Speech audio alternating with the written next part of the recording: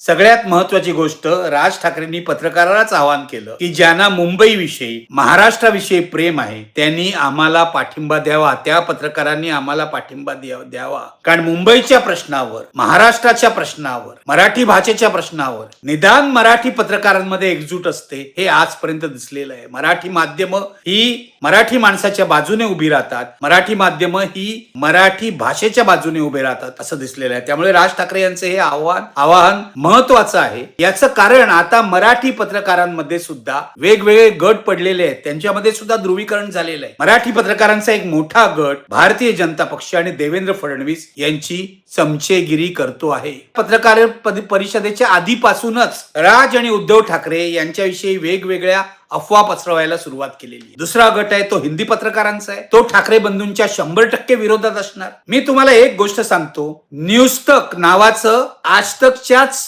मालिकेतलं एक web portal आहे न्यूज तक. या वेब पोर्टलवर एक सर्वे प्रसिद्ध झालाय. हा सर्वे नाही असं ते आता म्हणतायत, पण विधानसभा 2017ची महापालिका आणि 2024ची विधानसभा निवडणूक याच्या आकड्यांवरून त्यांनी आताचे महापालिकेचे आकडे काढले. हा माणूस अत्यंत बुद्धिमान असावा जो कोणी यांनी हे आकडे काढलेले आहेत. याचं कारण अजून उमेदवारही जाहीर झालेले नाहीयेत, तरी सुद्धा 2024च्या विधानसभा निवडणुकीच्या आधारे तर आता महापालिकेचे आकडे हे लोक प्रसिद्ध करत असतील तर मला असं वाटतं हिंदी भाषिक पत्रकारांचा हा ठाकरे यांच्या विरोधातला पवित्रा आहे. याचं कारण या सर्वेमध्ये उघडपणे, म्हणजे हा सर्वे नाही असं आधी जाहीर करत नाहीत, अमिताभ तिवारी यांचं नाव येतं. अमिताभ तिवारी यांनी हे अंदाज बांधलेले आहेत ज्यामध्ये भाजपला जास्त जागा दाखवलेल्या आहेत. माझा असा स्पष्ट आरोप आहे की हे संपूर्ण जे अंदाज आहेत ते बोगस आहेत. कुठच्या आधारे अंदाज बांधले हे सांगत नाहीत, काय त्याचा तपशील आहे हे सांगत नाहीत, त्याचा डेटा जाहीर करत नाहीत आणि अशा प्रकारे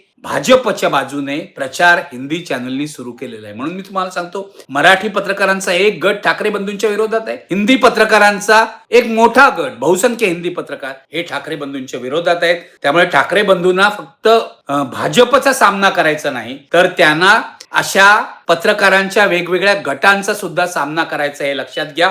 म्हणून आज राज ठाकरेंनी जे आवाहन केलं पत्रकारांना की मुंबई आणि महाराष्ट्राच्या विषयी प्रेम असेल तर आम्हाला पाठिंबा द्या, हे आवाहन महत्वाचं होतं.